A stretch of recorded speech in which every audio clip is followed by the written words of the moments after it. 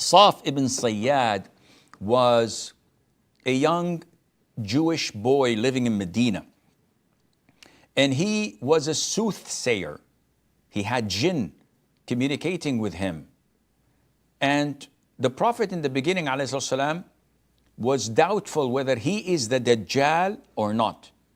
And that was before the hadith of Jarir ibn Abdullah al-Bajali, which is in Sahih al-Imam Muslim, where he came and told the Prophet ﷺ about their encounter with the Dajjal in an isolated island where he was chained, and he asked him a few questions.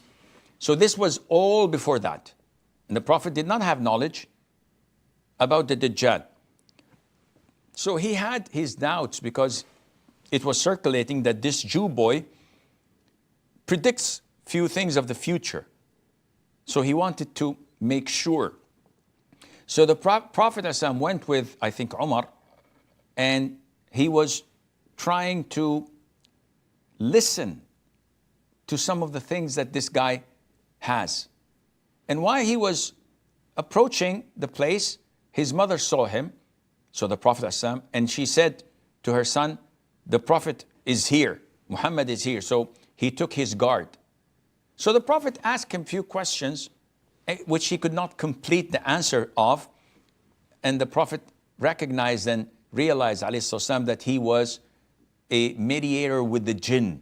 He was worshipping jinn, and they were giving him some info. So he let him be. Umar, may Allah be pleased with him, asked the Prophet ﷺ, shouldn't I chop his head off? The Prophet said, no. If he's the Dajjal, you won't have authority on him because there's a prophecy. And if he's not, killing him would not do you any good.